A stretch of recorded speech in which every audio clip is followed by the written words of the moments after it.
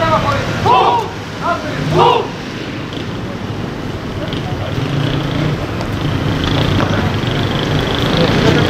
Abi, çekemiyoruz.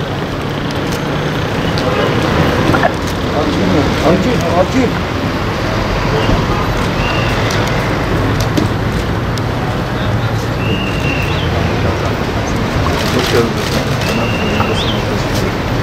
Sayın Cumhurbaşkanım hoş geldiniz. Valilik Özel Kalem Müdürü. Sağ olun.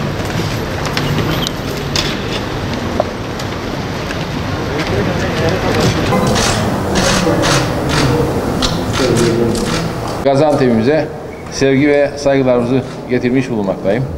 Bu güzel karşılama için Sayın Valimize, Sayın Belediye Başkanımıza, Ticaret Odası Başkanımıza, diğer karşılayanlara çok teşekkür etmek istiyorum. Çok sıcak bir karşılamayla şu anda valilik binasındayım. Tüm Gaziantep halkını bir kez daha kucaklıyorum. Kuzey Kıbrıs Türk Cumhuriyeti ile Gaziantep arasında çok anlamlı ve değerli bağlar vardır. Yıllar itibariyle özellikle 1974'ten sonra Kıbrıs'a gidip yerleşmiş, orada ailesini kurmuş, orada çocuk sahibi olmuş, torun sahibi olmuş, iş yeri kurmuş ve dolayısıyla Kuzey Kıbrıs Türk Cumhuriyeti'nin ekonomik mücadelesine de katkısını yapan, bu bölgelerde doğan ve büyüyen orada çok sayıda çok kıymetli kardeşlerimiz vardır. Dolayısıyla onlar adına da burada bulunmaktan duyduğum mutluluğu ifade etmek istiyorum. Tabii yıllar itibariyle Gaziantep'in başarılarını hep izlemekteyiz. Gaziantep, Türkiye Cumhuriyeti'nin en fazla gelişmekte olan sanayi bölgeleriyle, ticaretiyle, eğitimiyle gerçekten bir gurur vesilesi. Dolayısıyla Gaziantep'te bulunmak, Gaziantep'te gerek konferans vereceğim ve Fahri Doktor ünvanı alacağım, Hasan Kalyoncu Üniversitesi'nde yapacağım konferansta da ifade edeceğim gibi, bilahare Gaziantep Ticaret Odası'nda da yapacağım konferansta, konuşmada da belirteceğim gibi, bizler için Türkiye Cumhuriyeti'nin ve tabii ki Gaziantep gibi bölgelerin ve buradaki gelişmişliğin fevkalade önemli değeri vardır. İşbirliklerinin artırılması, karşılıklı olarak yatırımların oluşturulabilmesi, hem kültürel, hem ekonomik, hem ticari faaliyetlerin geliştirilmesi en büyük temelimizdir, en büyük hedefimizdir.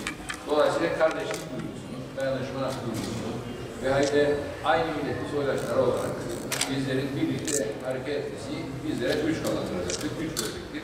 Dolayısıyla bugünün organizasyonunda bu düzenlemelere katılan herkese bir kez daha teşekkür ediyorum. Sayın Valimize, Sayın Belediye Başkanımıza, Sayın Ticaret Odası Başkanımıza, diğer yetkililere bir kez daha teşekkürlerimi ifade ediyorum. Hepinize bir kez daha Gaziantep'te bulunmaktan dolayı bu duyduğum memnuniyetimi ifade ediyorum. Tüm Gaziantep adına bir kez daha teşekkürlerimi ifade eder. Hepinize saygılar sunuyorum.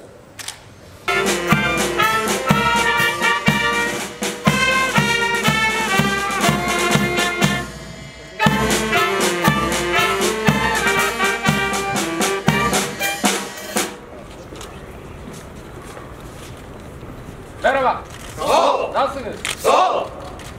Teşekkür ederim. Buyurun efendim. Sayın Bakanım açıklamamızı da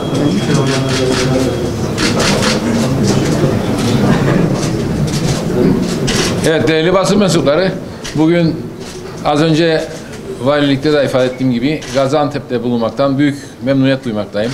Bugün tabii özel bir gün. Gaziantep'i ziyaret ediyoruz. Gaziantep adı üstünde Şahin Bey'le mücadele ettiği, direndiği ve hayli o işgal zamanından sonra Gaziantep'in kurtuluşu, buradaki mücadele ruhu bir bakıma bizim de Kıbrıs'taki verdiğimiz mücadeleye, direnişe, kahramanlığa benzer bir takım tabii ki özellikleri bize hatırlatmaktadır. Dolayısıyla iki halk da gerek İstiklal Savaşı'nda gerek Kıbrıs'taki bağımsızlık mücadelesinde fevkalade önemli kahramanlıklar yapmış.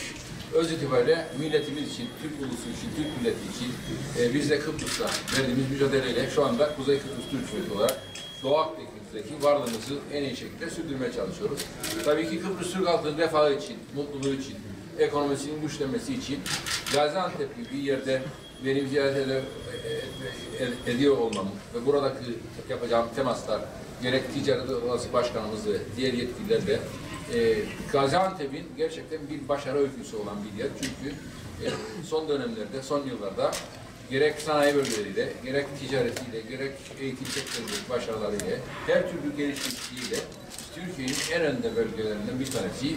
Şu anda bana verilen bilgilere göre yılda 10 milyar dolara yakın bir ihracat potansiyeliyle gerçekten muazzam bir başarıya imza atılmaktadır. Dolayısıyla aramızdaki münasebetlerle, her türlü işbirliğiyle, ulaşımın gelişmesiyle ve tabii ki her türlü yakınlaşmayla artık bu münasebetlerin Kuzey Kıbrıs Türk Cumhuriyeti'ne de olumlu olarak yansıması, Kuzey Kıbrıs Türk Cumhuriyeti'nin ekonomisinin güçlenmesi için gerek turizm, gerek öğrenci potansiyeliyle eğitim sektörünün güçlenmesi ve diğer yatırımlar da Kuzey Kıbrıs Türk Cumhuriyeti'ne de buradaki ekonomik başarıların yansıması en büyük temelim ve dileğimdir. Sayın Belediye Başkanımız da Gaziantep halkı önünde Kıbrıs'a gösterdiği yakın ilgi ve alakadan dolayı kendisine teşekkür etmek istiyorum. Ve bu değerli ilişkilerin devam etmesi en büyük temelim ve dileğimdir. Cumhurbaşkanı olarak buradayım ama sürekli olarak burada gerek iş insanlarımız, gerek yatırımcılarımız, sizlerin buradan göndereceğiniz ziyaret için turizm açısından veya öğrenci olarak göndereceğiniz Gaziantep'li ve bölgesindeki insanların aramızdaki münasebetlerin ve işbirliği artmasına vesile olacaktır. Dolayısıyla böyle temasların bu gibi gelişmelere vesile olacağını düşünmekteyim.